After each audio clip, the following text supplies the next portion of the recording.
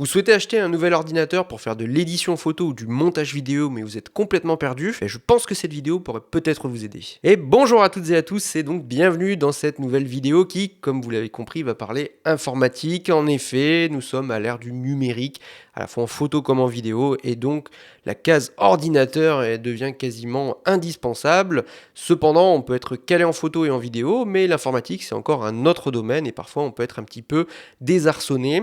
Donc le but de cette vidéo sera de vous donner des clés pour arriver à trouver la configuration informatique qui colle le plus à vos besoins. Et pour cause, il faut vraiment parler de besoins. Vous savez, c'est comme le matos en photo comme en vidéo. On n'a pas tous les mêmes besoins ni les mêmes préoccupations. Vous avez vos préoccupations, moi j'ai les miennes, et d'autres personnes qui regarderont son vidéo en aura encore d'autres.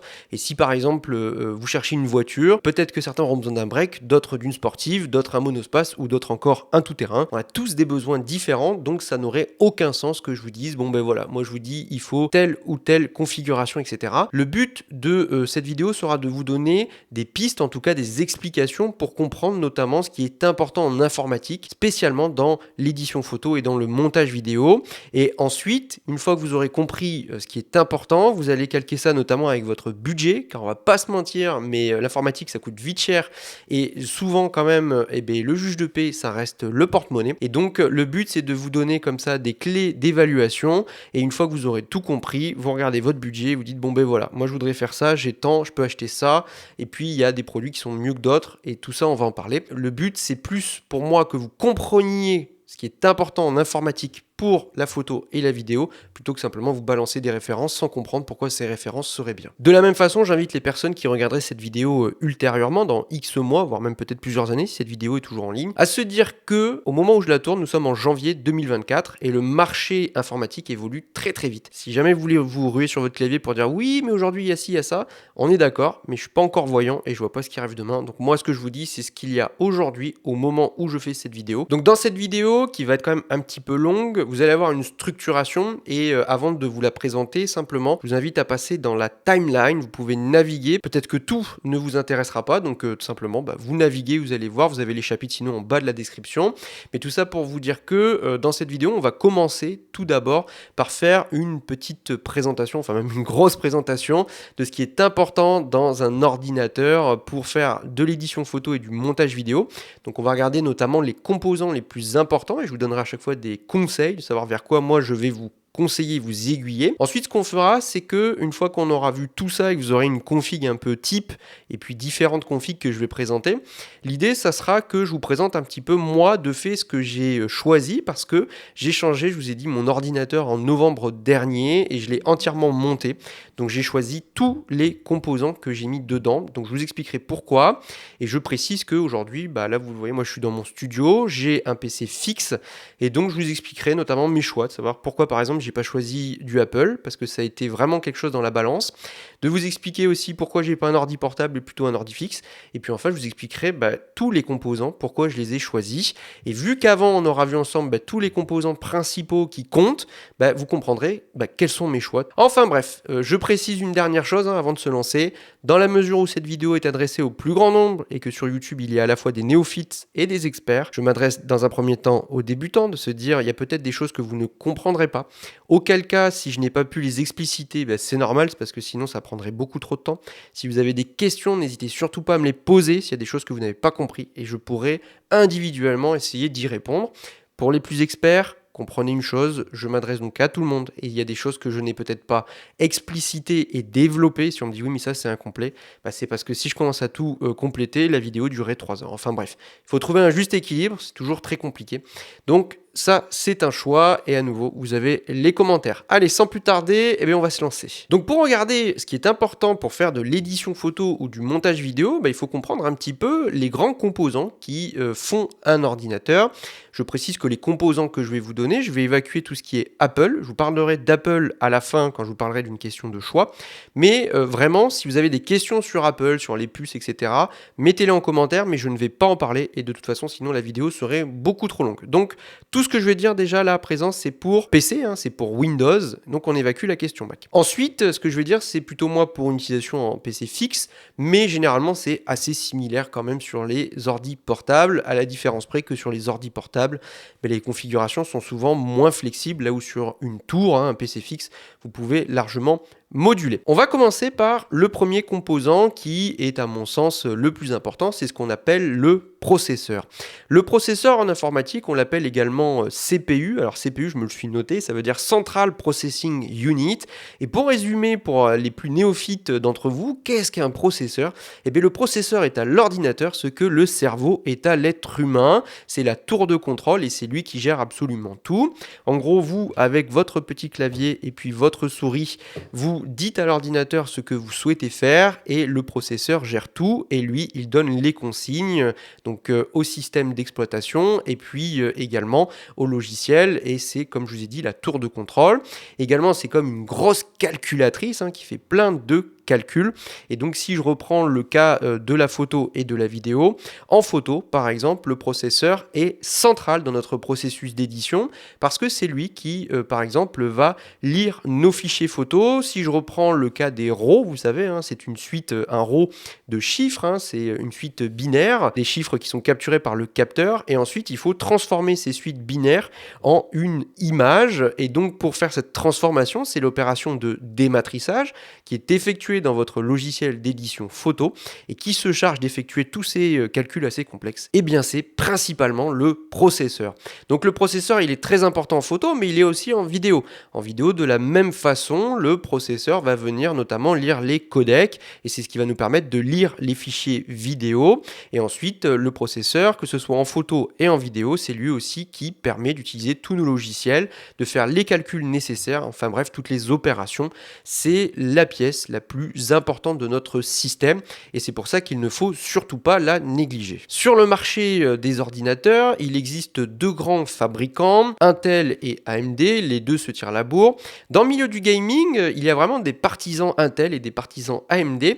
Dans le milieu de la création, donc photo et vidéo, j'ai envie de vous dire, je vais plutôt vous orienter vers l'un plutôt que vers l'autre. Autant pour du gaming, je vous avoue que j'aurais difficilement fait un choix, mais dans le milieu de la création, je vais plutôt vous orienter vers Intel et je vais vous expliquer pourquoi. En effet, lorsque j'ai moi-même monté mon ordinateur, j'ai fait quand même pas mal de recherches et à l'époque, j'étais tombé sur un site qui est franchement intéressant et je vous mets des liens en description et je vous en reparlerai tout au long de la vidéo. C'est Puget Systems, c'est une entreprise qui est spécialisée dans l'informatique et qui construit notamment des configurations pour des entreprises dans le domaine de la photo et surtout de la vidéo. Donc ce sont des pros de l'informatique et eux, ce qu'ils ont l'habitude de faire, c'est ce qu'on appelle des benchmarks. Un benchmark, c'est en gros un banc de test où on va passer dans l'informatique des processeurs, des cartes graphiques, etc. Bref, des configurations informatiques. On va venir les comparer pour faire des tests de performance et comparer les résultats de performance.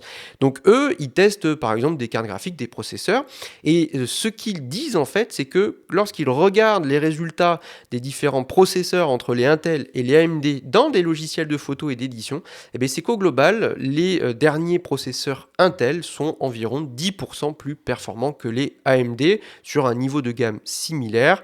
C'est de la technologie qui est juste différente. Pour du jeu, ça se vaut quasiment, je veux dire c'est assez similaire et puis il y a des petites différences, mais bon, les deux se talonnent. Pour la création, Intel a un petit peu d'avance, donc je vous conseillerais plus Intel. Si maintenant on regarde chez Intel, il y a une gamme en particulier que je vais vous conseiller, qui est un bon rapport qualité-prix, c'est sans doute la gamme la plus grand public, c'est la gamme Intel Core, vous les connaissez sûrement sous les noms i3, i5, i7, i9, et donc cette gamme, plus le nombre derrière le i est petit, et moins le processeur est puissant, donc un i3 c'est le moins puissant, et le i9 c'est le plus puissant, ça semble plutôt logique, mais ce qu'il faut savoir, c'est forcément de quel processeur la on va avoir besoin pour faire de l'édition photo et du montage vidéo. Pour de l'édition photo, moi je pense que pour une utilisation assez normale, pour un usage amateur où on fait de temps en temps de l'édition sur des RAW, etc., un processeur i5 suffit et fait vraiment bien le job. Ce sont des processeurs qui sont un très bon rapport qualité-prix. Si jamais vous voulez faire l'édition plus poussée, que vous allez commencer à avoir des gros fichiers RAW sur des capteurs définis en 14 ou 16 bits, vous faites du Photoshop, vraiment avec du gros traitement, là, peut-être qu'un i5 va commencer un petit peu à tirer la langue, et en tout cas sur la longueur, et c'est là où je pense que le i7 est vraiment mieux. Un i9 pour moi, pour faire l'édition photo, sauf si on travaille sur des trucs, des gros capteurs, etc. Sinon, ça n'a pas vraiment de sens. En tout cas, i5 pour un usage plutôt amateur normal, i7 si vous commencez à faire quelque chose de plus costaud. Pour ce qui est de la vidéo, c'est un peu différent. Pour la vidéo, les i5 s'en sortent bien, moi je pense, pour un usage aussi assez commun et un usage un peu amateur. Mais ce qui va beaucoup changer en vidéo, c'est que en fonction notamment des définitions que vous allez utiliser, si vous faites par exemple de la 1080p, bah, c'est vrai que c'est pas du tout pareil que si vous faites de la 4K par exemple. Un i5 par exemple pour de la 4K, ça peut passer, mais sur des projets, on va dire, assez simples, vous n'avez pas 40 000 pistes les unes sur les autres, et surtout quand vous n'allez pas commencer à traiter des fichiers assez complexes, si vous commencez à vraiment faire du log, et puis derrière vous allez faire de l'étalonnage, et si en plus vous commencez à mettre par-dessus de la fusion ou After Effects sur Adobe, si vous faites tout ça, là le processeur il va commencer à tirer la langue, et moi ce que je pense c'est que dès qu'on commence à arriver sur la 4K aujourd'hui, pour travailler sur plusieurs pistes en même temps avec des effets, etc., un processeur i7 tiendra vraiment mieux la cadence et le i5 se montrera plus rapidement ses limites. Donc en gros, moi ce que je pense, c'est que pour de la 1080p, un i5, ça suffit très largement. Par contre, pour la 4K, ça peut aller sur des projets simples, hein, mais je vous conseillerais plus un i7. Pour les vidéastes les plus exigeants, alors là, carrément, on peut partir sur du i9 si vous avez des gros projets, si vous avez des grosses timelines, et puis surtout si vous commencez à arriver sur de la 6K ou même de la 8K, et parfois même un i9, ça peut ne pas suffire. Mais en tout cas, pour là, on est sur des projets quand même assez énormes. Mais je pense qu'en vidéo, si vous voulez avoir quelque chose qui va vraiment évoluer dans le temps, et si vous voulez avoir quelque chose d'assez fluide qui va tenir des productions avec plusieurs pistes, etc., je pense qu'un i7 serait plus adapté qu'un i5. Dernière chose sur les processeurs, il faut bien faire attention à leur génération, ça c'est très important, parce que c'est vrai que pour, je pense, beaucoup de personnes, on dit « Ah, bah ça c'est un processeur i7, ça c'est un processeur i5 », et si vous regardez une fiche technique, les constructeurs en jouent un peu en disant « Ouais, mais vous avez un processeur i7, c'est incroyable ». Oui, mais sauf que les processeurs, ils ont des générations, et d'une génération à l'autre, et bien forcément, à chaque fois, ils gagnent en puissance. Et donc, la génération a son importance. Aujourd'hui, sur les processeurs Intel Core, on est à la 14e génération, qui est sortie cet automne. La particularité, c'est que ces processeurs sont un petit peu plus puissants que les 13e, mais il n'y a pas un niveau assez énorme de performance, en tout cas il n'y a pas un écart énorme par rapport à la 13e génération, mais à mesure que vous allez vous éloigner vers la 12e, vers la 11e, etc., ben forcément vous allez avoir des performances qui sont plus anciennes, et donc votre processeur durera moins longtemps. Donc faites bien attention quand vous regardez un processeur, à bien regarder de quelle génération il est, sachant que je vous rappelle, on est sur de la 14e génération aujourd'hui. Donc moi je pense que ce qui est intéressant si vous achetez du neuf, c'est de partir à défaut soit sur la 14e, ça commence à être bien répandu, ou alors sur la 13e génération, dans la mesure où les performances sont quand même assez proches. Par contre, en dessous, ça commence à être un petit peu ancien. En tout cas, c'est acheter quelque chose qui date encore un peu, sauf si vous n'avez pas des besoins énormes et que votre budget est limité. Mais si vous voulez quelque chose d'un petit peu sérieux, achetez quelque chose de récent. Pour terminer là-dessus, comment savoir la génération de son processeur? C'est dans le nom, dans son nom exact. Quand vous regardez sur le site d'Intel, c'est très bien expliqué. Vous avez donc le nom, hein, exemple, je vous prends un exemple type. Si vous prenez un Intel Core i7 14700, vous avez Intel Core, ça c'est la gamme. Ensuite, 14, c'est la génération. 700, c'est la gamme, hein, donc là c'est la gamme i7. Et puis si je vous prenais par exemple un Intel Core i7 12700, en fait vous voyez que le 12000 montrerait que c'est la 12e génération. Donc regardez bien dans les fiches techniques la génération, parce que ça pourrait vous éviter d'avoir une mauvaise surprise et surtout d'avoir des performances moins élevées que ce à quoi vous pourriez vous attendre. Deuxième composant majeur d'un ordinateur pour la photo et de la vidéo, c'est ce qu'on appelle la RAM, en anglais Random Access Memory. Et pour expliquer la RAM, c'est très simple, c'est un espace de stockage dans lequel votre ordinateur va stocker temporairement des données. Pour le dire autrement, vous éditez vos photos ou vous faites un montage vidéo, votre système d'exploitation ainsi que les logiciels ont besoin pour fonctionner de stocker temporairement des données. Et donc pour les stocker et y avoir accès en permanence de façon très rapide. On utilise donc ces barrettes de RAM.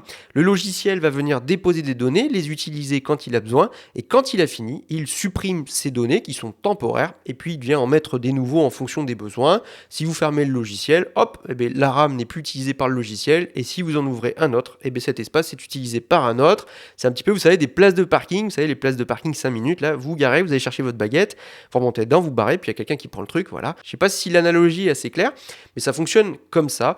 Donc la RAM, c'est vraiment très très important et pour l'expliquer, il y a des logiciels qui ont besoin de plus ou moins d'espace de stockage temporaire. Par exemple, si vous prenez Lightroom, et alors si je vous parle de Photoshop, ces logiciels-là sont très gourmands en RAM. Photoshop, il est vraiment, c'est un peu un Obélix de la RAM. Photoshop en consomme énormément car il stocke beaucoup de choses temporaires.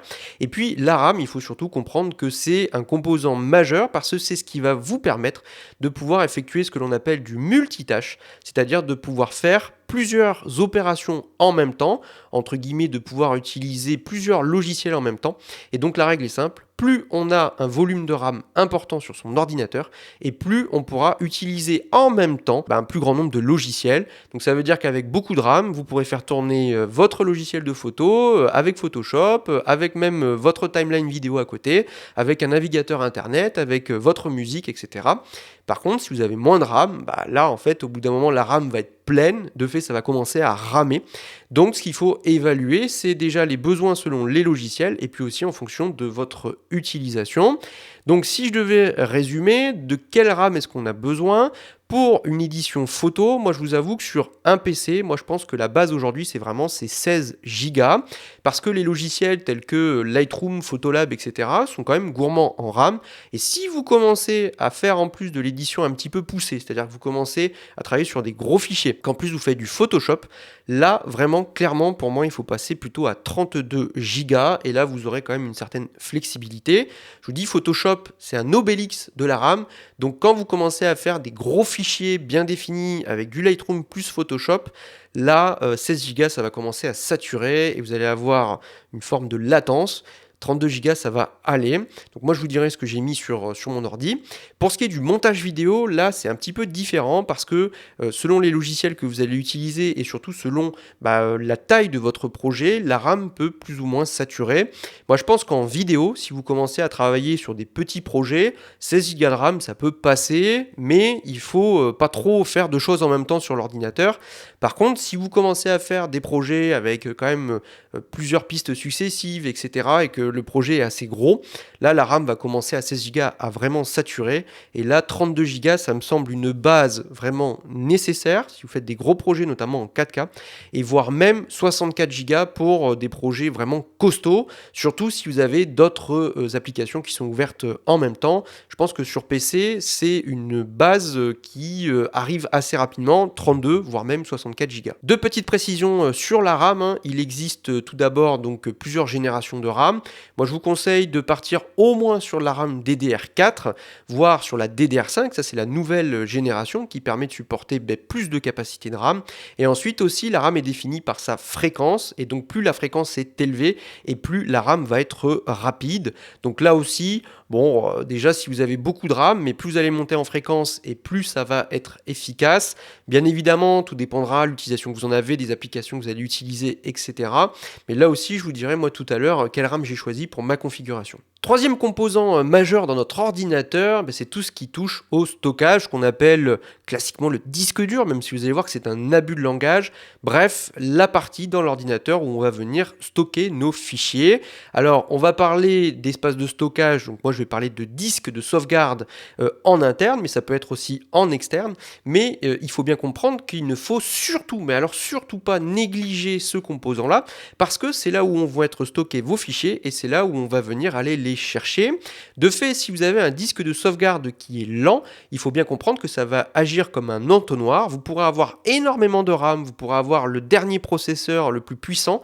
Si l'accès aux fichiers est lent, ça voudrait avoir un débit énorme, mais on a un petit goulet d'étranglement. Résultat, ça va ramer.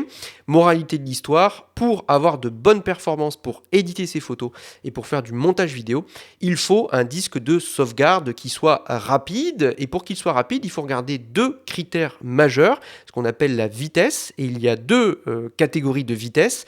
D'un côté, ce qu'on appelle la vitesse de lecture, c'est-à-dire la vitesse à laquelle on va pouvoir accéder et lire le fichier. Et ensuite, il y a ce que l'on appelle la vitesse d'écriture, c'est-à-dire modifier le fichier ou alors tout simplement venir le déposer. Donc pour la vitesse de lecture, c'est très important, notamment pour avoir accès à vos fichiers et notamment vous êtes dans, je sais pas, Lightroom, vous faites de la photo, vous voulez zoomer sur votre photo, c'est le temps qu'il va falloir pour qu'on puisse accéder à la photo sur votre disque. En vidéo, ça va être la même chose dans votre timeline pour lire un fichier et y avoir accès. Pour ce faire, ce qu'il faut comprendre, c'est que la vitesse va être définie en fonction du type de disque que vous avez. Et en cela, il existe deux grandes familles de disques de sauvegarde. La première et la plus connue, c'est celle qu'on appelle les disques durs ou Hard Disk Drive en anglais, donc HDD. Peut-être que c'est le nom qu'il prend dans votre ordinateur. Et donc ces disques durs mécaniques, ce sont les plus anciens, ce sont les moins coûteux, les plus volumineux. Et c'est ceux qu'on a eu pendant des années dans nos ordinateurs. Alors ces disques-là, ils ont quand même un gros problème, c'est que de par leur conception mécanique, ils sont rapidement limités en termes de vitesse et généralement en vitesse maximale. On atteint peut-être les 150 MO de lecture-écriture, voire peut-être 200 MO pour les plus importants. Le problème, c'est qu'aujourd'hui, avec nos gros fichiers photos et puis nos gros fichiers vidéo surtout, ça commence à être très très limite et là, on a vraiment quelque chose qui commence à ramer. C'est pour ça qu'il existe une deuxième famille de disques qui, elle, est bien plus récente et plus rapide, qu'on appelle les SSD. En acronyme, ça veut dire Solid State Drive en anglais. Et donc là, c'est ce qu'on appelle de la mémoire flash qui est bien plus rapide. Dans les SSD, il existe deux sous-familles. La première, la plus ancienne, c'est ceux qu'on appelle les SSD SATA, qui eux ont des vitesses qui vont généralement autour des 400-500 MO par seconde, ce qui est déjà nettement supérieur au disque dur mécanique. Mais depuis quelques années, il y a une nouvelle génération de SSD qui est apparue, ce qu'on appelle les SSD M2 NVMe. C'est un peu long, mais ces disques-là sont mais alors beaucoup plus rapides. Ce sont des petites barrettes, c'est pas très grand, ça ressemble à de la RAM. Vous les branchez sur la norme PCI Express et l'avantage, c'est que là, vous avez des vitesses qui explosent tout. Par rapport au SATA, c'est environ 10 fois supérieur, donc on peut dépasser les 5 gigaoctets par seconde, donc 5000 mégaoctets, c'est considérable. Je vous rappelle, en moyenne, un disque dur mécanique, c'est peut-être 150 MO par seconde. Là, on arrive en vitesse généralement d'écriture entre 3 et 5 gigas par seconde, et en lecture, on peut dépasser les 6-7 gigas, donc c'est absolument considérable. Moralité de tout ça, comment est-ce qu'on peut choisir notre disque dur? Là, je vais essayer de vous aider à y voir plus clair. Moi, ce que je vous conseille, c'est de prendre pour votre disque principal, celui sur lequel vous allez avoir votre système d'exploitation, ainsi que vos logiciels, d'avoir un SSD et d'éliminer les disques durs, les HDD, parce qu'ils sont vraiment trop lents aujourd'hui, et là, ça va de fait brider. Aujourd'hui, de toute façon, la plupart des ordinateurs ont de base un SSD comme disque principal. Cependant, si possible, je trouve que c'est mieux d'avoir un SSD, donc M2 NVMe, qui est bien plus rapide. Bien évidemment, un SATA fera aussi très bien le job. Ce qui est intéressant également, si vous avez un PC fixe, c'est peut-être d'avoir parallèlement un deuxième SSD, où là, vous allez peut-être pouvoir stocker directement vos photos et vos vidéos. Et si vous faites par exemple de l'édition ou du montage, le fait d'avoir surtout vos fichiers sur un SSD, qu'il soit là interne ou externe, ça vous permet de travailler avec flexibilité. Est-ce que pour autant il faut éliminer les disques durs mécaniques? La réponse pour moi est clairement non, parce qu'en informatique on peut optimiser tout ça. Moi c'est ce que je fais avec mon NAS, c'est le fait d'utiliser les données et de les répartir entre ce qu'on appelle les données chaudes et les données froides, et je vous explique tout ça. En effet, en informatique, on peut diviser en deux parties nos données. Celle donc que l'on qualifie de chaude, c'est celle qu'on utilise sur le moment et celle qu'on utilise le plus. Et puis à côté, il y a les données froides qu'on utilise très peu, voire pas.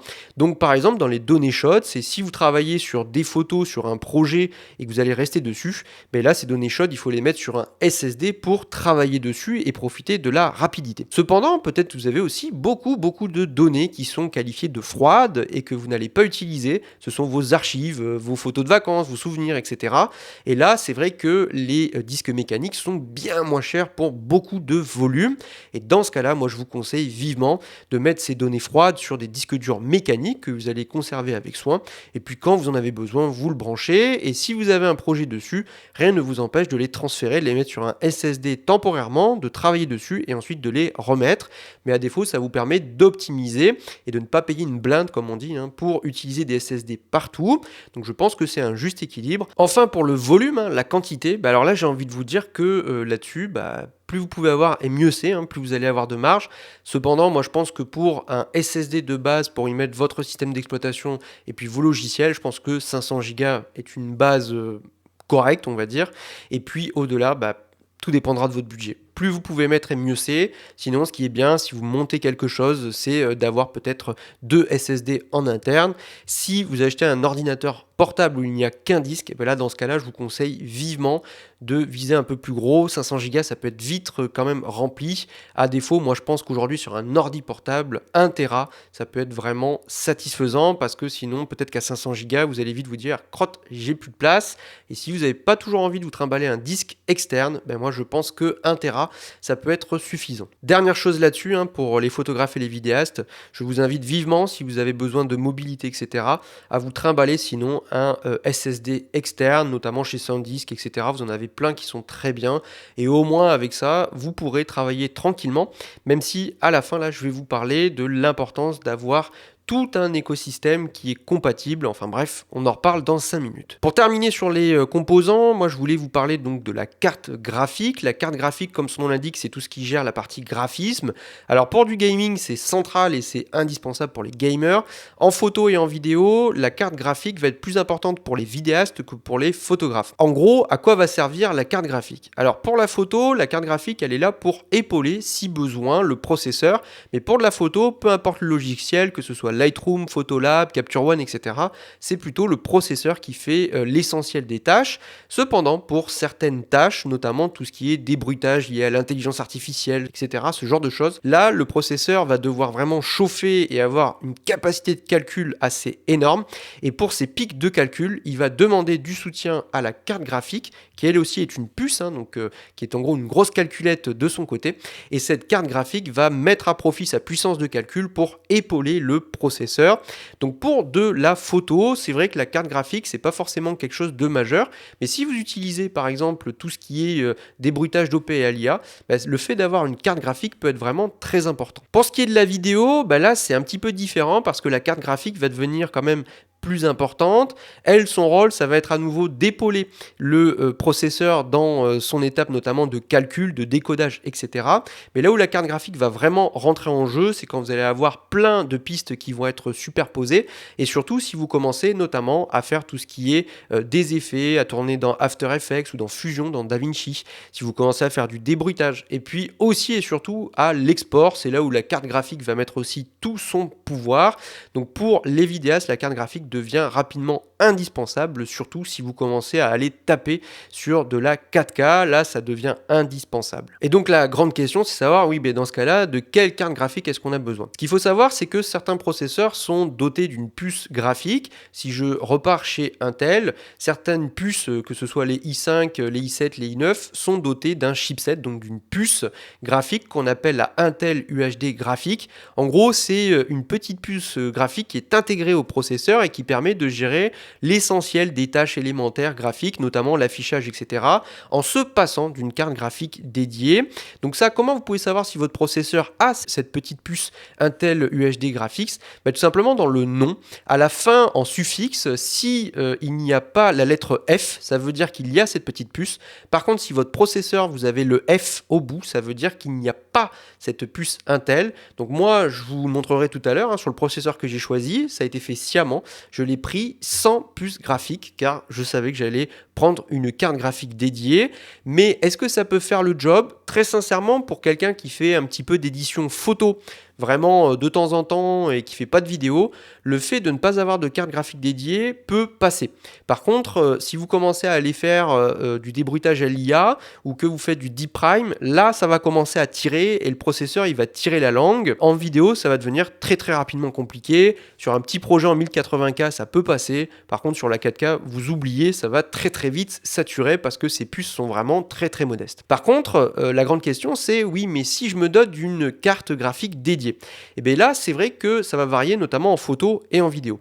Pour la photo, vraiment au quotidien, vous n'allez pas avoir besoin d'une grosse carte graphique. Une carte graphique de 4 voire 6 Go va déjà largement suffire, notamment sur Lightroom parce que les logiciels d'Adobe visent plutôt une utilisation du processeur, là où d'autres logiciels, par exemple on en parlera en vidéo, sont plus gourmands en carte graphique, mais dans ce cas-là, là ça va être un confort, notamment si vous faites de l'export de débruitage. Si vous prenez par exemple DxO Photolab, il est clairement dit dans le logiciel que la carte graphique est utilisée pour Deep Prime XD ou même juste Prime, et c'est là où vous avez le calcul. S'il n'y a pas une grosse carte graphique ou même une carte graphique, dans ce cas-là, c'est le processeur qui s'en charge, mais ça peut vite prendre plusieurs minutes, voire même une bonne dizaine de minutes pour exporter une photo traitée avec Deep Prime XD.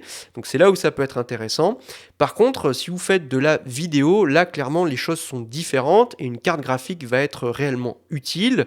Si je me repose sur les données qui sont données par Puget Systems, et je me le suis noté donc dans mes notes, eux ce qu'ils ont fait c'est que ils ont regardé différents logiciels, et ce qui est intéressant à remarquer c'est que, et ça chez Puget Systems ils l'ont très bien vu, c'est que selon le logiciel que vous allez utiliser, ils ne vont pas utiliser le couple processeur et carte graphique de la même façon. Par exemple, Premiere Pro, il va plus solliciter le processeur et il est très gourmand en processeur. Donc c'est pour ça, si vous faites du montage sur Premiere Pro, je pense qu'il faut miser vraiment à fond sur le processeur. La carte graphique est forcément utile et va servir en complément.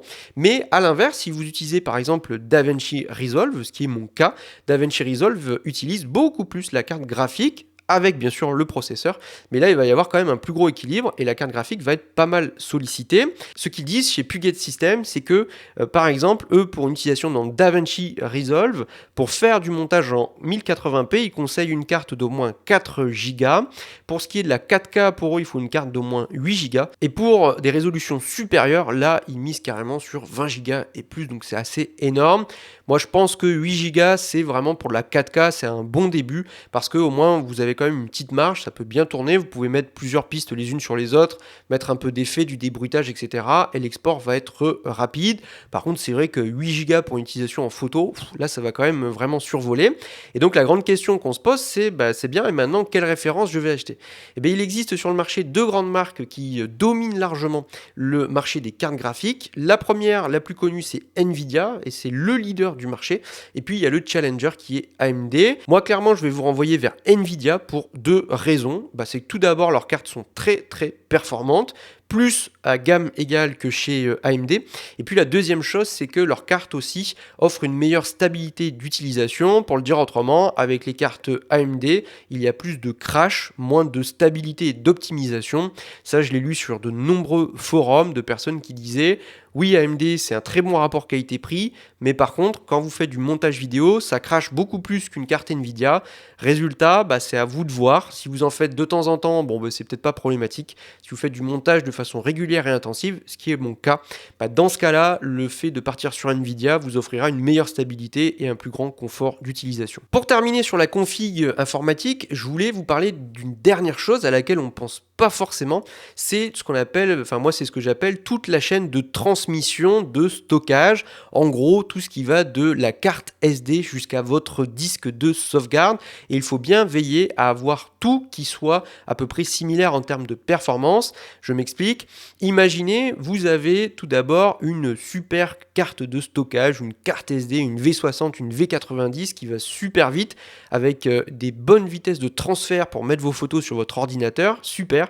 Mais le boîtier, là par exemple moi j'ai un Lexar ici, le boîtier lui si il est limité en termes de vitesse de transfert, ça servira à rien d'avoir une super carte. Donc la première chose que vous devez regarder, c'est savoir si vous avez un boîtier de lecture de vos cartes, savoir son niveau de de lecture et d'écriture, parce que s'il est trop lent, ça va brider les performances.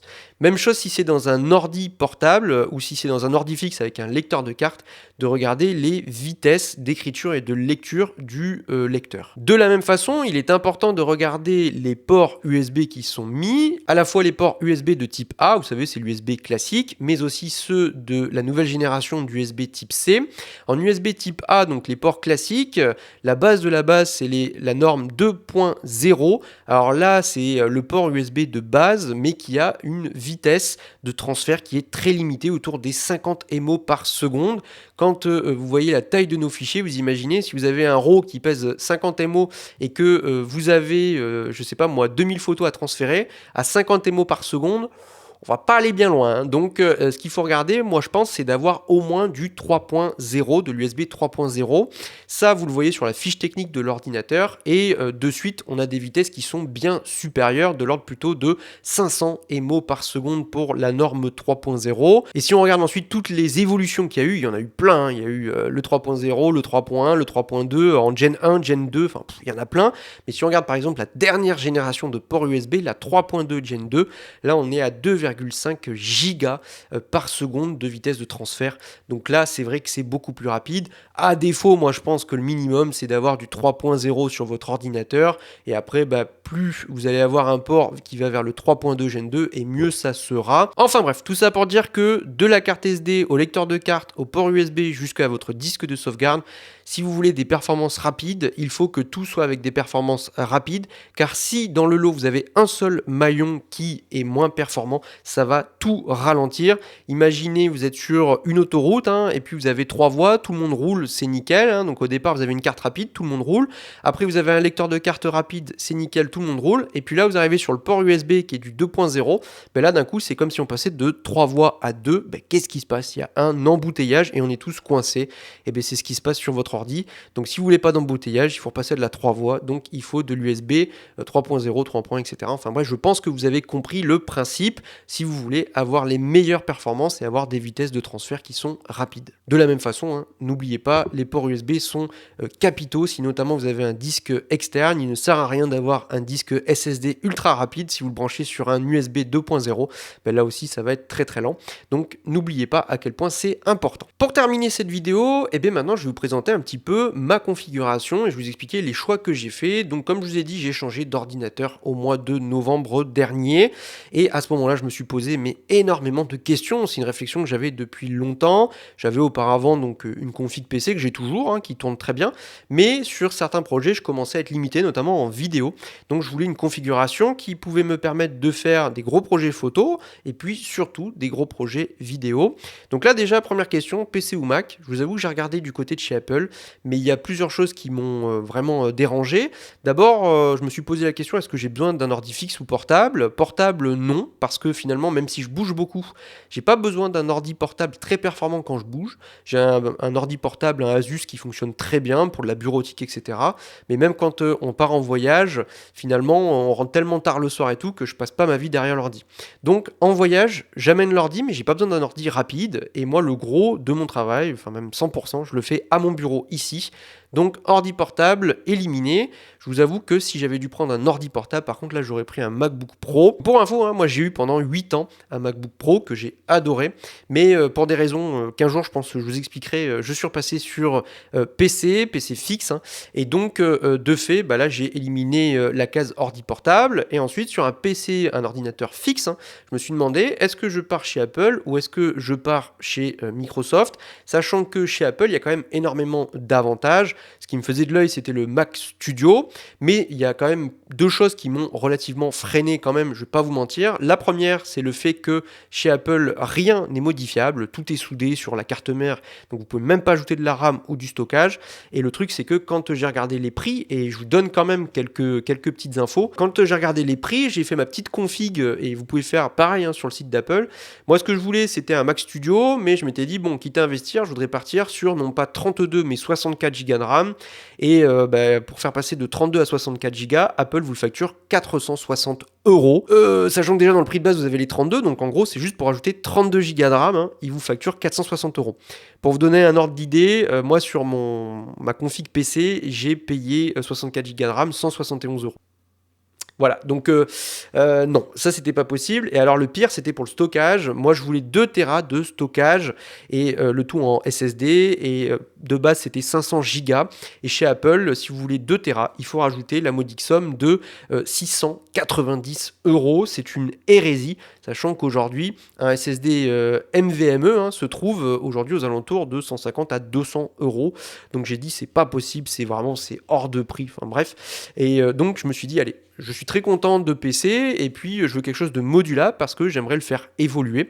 Donc je suis parti sur cette base. Et ensuite, je vous dis, moi, mon utilisation, c'est quoi? C'est une utilisation double écran. Je fais beaucoup d'éditions photos et sur des gros projets. Je traite des gros volumes de photos. Je fais de l'édition poussée à la fois dans Lightroom et couplée à Photoshop. Je fais également du photolab et j'utilise aussi beaucoup de débruitage, notamment avec Puro et puis avec Photolab. Résultat, là, il faut quand même la puissance informatique. Et puis surtout, moi, je fais beaucoup de vidéos, que ce soit pour YouTube ou même pour d'autres projets autour, le tout en 4K. Et c'est vrai que je voulais avoir de la marge. Donc, ce que je voulais, c'était une config qui tienne des gros projets vidéo. Là, vous voyez, pour monter un projet d'1 heure de vidéo, où j'ai plusieurs pistes superposées, où j'ai des effets, où j'ai du débruitage, etc. Bref, je voulais un PC qui tourne bien. Et donc, une fois que j'ai bien défini mes besoins, j'ai regardé un petit peu ce qu'il y avait. Dans un premier temps, je vous avoue, j'ai regardé ce qu'il y avait sur le marché, etc.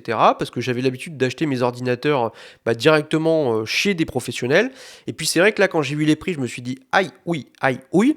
Et donc, ce que j'ai fait, c'est que je me suis posé la question. À un moment donné, je me suis dit, mais après tout, pourquoi j'irais pas le monter moi-même? Et ça, c'est parti d'un déclic tout simple. C'est qu'un jour, je suis tombé dans mes suggestions sur une vidéo YouTube qui expliquait pas à pas comment monter un ordinateur.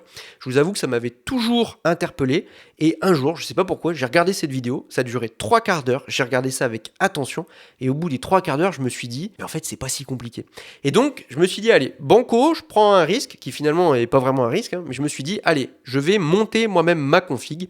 Et donc, le gros avantage de ça, c'est qu'en plus, j'ai pu choisir 100% de mes pièces, et donc, voici l'ensemble des composants qu'il y a dans mon ordinateur. Alors, pour le processeur, je suis parti chez Intel, et j'ai choisi de prendre la dernière génération, la 14e génération, et j'ai questionné le fait de prendre un Intel i7 ou un i9 et je suis parti sur du i7 parce qu'en voyant les benchmarks entre le i7 et le i9, il y avait finalement pas tant d'écart que ça et surtout sur la 14e génération, c'était plutôt le i7 qui apportait vraiment un gain de performance et donc je suis parti sur la version i7 14700KF.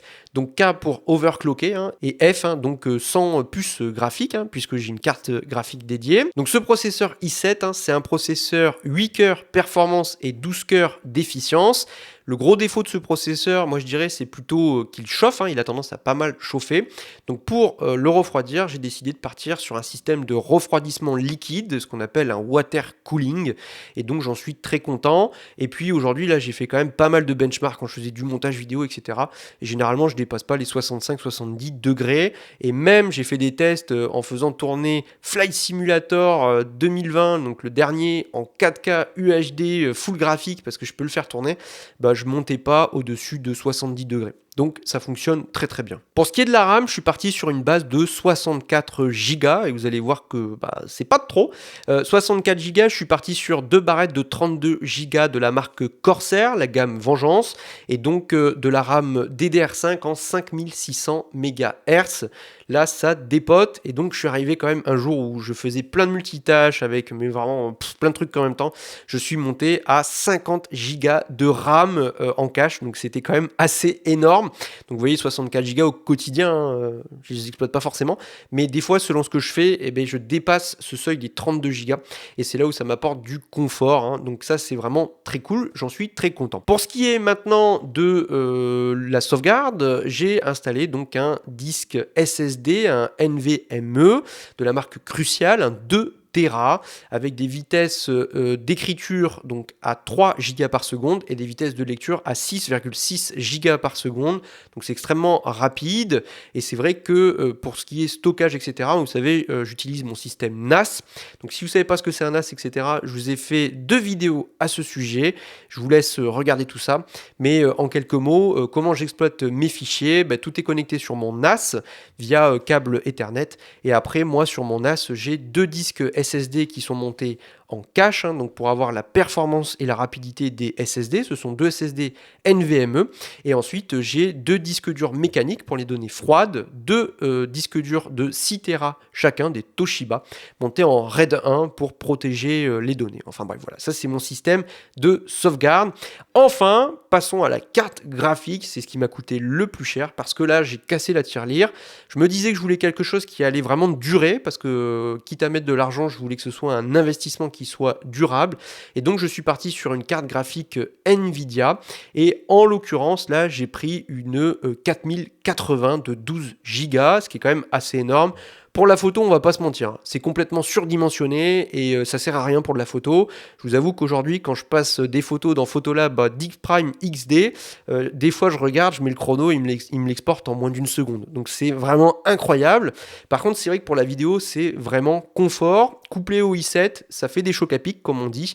Et donc là, je fais des timelines où j'ai plusieurs vidéos 4K superposées sur des vidéos qui peuvent, comme ici, vous voyez, la timeline peut durer quasiment 1 heure et ça ne bronche pas. Les effets peuvent s'accumuler. Je peux mettre aussi du débruitage quand je fais par exemple des sorties quand il fait sombre, etc. Et à l'export, ça va surtout très très vite. Donc au global, c'est plutôt du confort. Et moi, l'idée, c'était aussi d'avoir une carte graphique qui pourra supporter l'évolution de mon matériel dans le futur. Car là, j'élargis un petit peu. Mais à mon sens, que ce soit en photo comme en vidéo, il faut aussi se dire que quand on investit dans du matériel informatique, le but, c'est pas de le changer dans 1 an. Donc il faut un petit peu parfois le surdimensionner pour se dire qu'il va supporter l'évolution de notre matériel. Pour de la photo, que ce soit votre processeur, la carte graphique, la RAM, etc., il est intéressant de se dire que ça pourra supporter des fichiers plus lourds avec des fichiers de plus grosse définition. En vidéo, vous allez peut-être avoir pareil des timelines qui vont être plus grosses avec plus d'effets, etc., etc.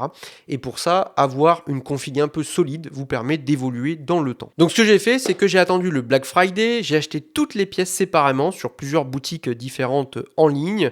Et puis, j'ai tout commandé et je vous avoue que sur le moment, j'étais quand même, je vais pas dire que j'avais peur, hein, mais c'est la première fois de ma vie que je montais un ordinateur. J'ai eu quand même de sacrés prix au Black Friday. Aujourd'hui, ça me coûterait beaucoup plus cher si je devais l'acheter. Donc là, je vous avoue que j'ai été assez opportuniste sur ce coup-là. J'ai tout reçu à la maison et puis, j'ai tout monté manuellement.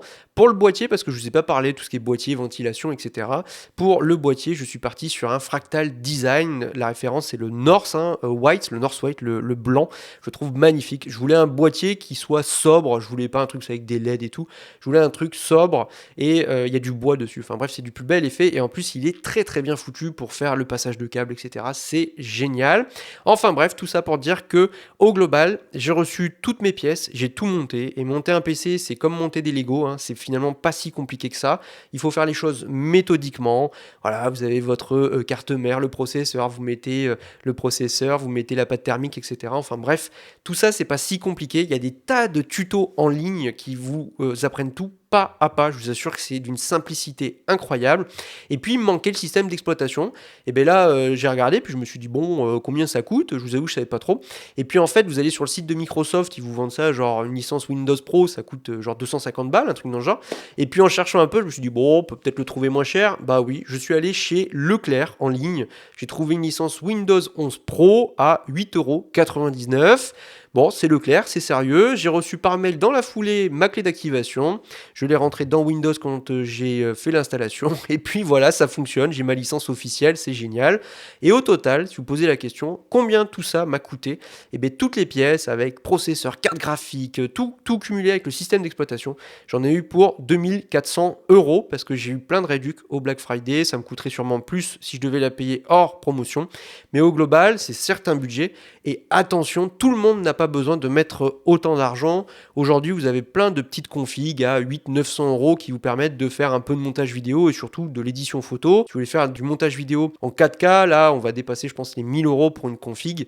Mais vraiment, j'insiste, vous n'avez pas besoin de mettre mon budget parce que moi, on va pas se mentir, mon ordinateur, c'est mon outil de travail. Je passe des heures par jour dessus pour des projets très différents et donc j'ai besoin de quelque chose qui tourne, mais tout le monde n'a pas besoin de mettre ce budget-là dans un ordinateur. Dernière chose pour terminer, terminer, la grande question c'est où acheter, parce que tout le monde ne veut pas forcément monter. Si vous voulez acheter un ordinateur tout prêt, bah, c'est vrai qu'il y a plein de solutions. Alors la solution 1, c'est de se dire, tiens, je suis allé chez Leclerc, je vous déconseille d'acheter un ordinateur chez eux, parce qu'en fait, ils n'y connaissent rien, mais alors rien de chez rien. Après, vous avez tous les trucs, boulanger, Darty, bon, pourquoi pas. Des fois, il peut y avoir des promos, etc. Mais c'est pas ce que je vais vous conseiller. Ensuite, il y a des sites spécialisés. Alors là, vous allez me dire peut-être LDLC, on voit même les pubs à la télé, vous avez des boutiques LDLC. Mais LDLC et Matériel.net, c'est le même groupe, mais quand même, sur les prix, ils se touchent un peu, on va pas se mentir. Bien évidemment, il est tout à fait normal que vous alliez chez eux ou chez un informaticien indépendant de payer le montage, etc. Mais c'est que chez LDLC, par exemple, quand vous regardez ne serait-ce que le prix des pièces, ils vous les vendent quand même souvent beaucoup plus cher qu'ailleurs. Donc ils se prennent quand même une bonne marge, ils profitent de leur assise et de leur marketing pour aussi vendre plus cher. Et clairement, si vous cherchez un peu les processeurs, etc., vous pouvez les trouver moins chers ailleurs. Donc au global, chez LDLC ou Matériel.net, ils vous proposent des configs qui sont toutes prêtes, toutes montées, clés en main. Mais honnêtement, vous pouvez trouver ailleurs moins cher. Et alors si vous dites oui, mais où? Eh bien moi, j'ai une réponse très simple. Il y a des informaticiens à côté de chez vous. Et donc simplement, il faut pousser la porte de chez eux. Moi, vous voyez, c'est pas compliqué. Rien qu'en face de chez moi, de l'autre côté de la rue, j'ai un informaticien. Et donc, c'est très pratique. Et puis même avant que j'habite là où j'habite aujourd'hui, il y avait des informaticiens un peu partout. Et puis il y en a partout. Et tout simplement, j'ai travaillé avec d'autres informaticiens, même dans d'autres cadres professionnels, etc. Et quand vous travaillez avec un pro, tout simplement, ce qui est génial, c'est que vous allez le voir.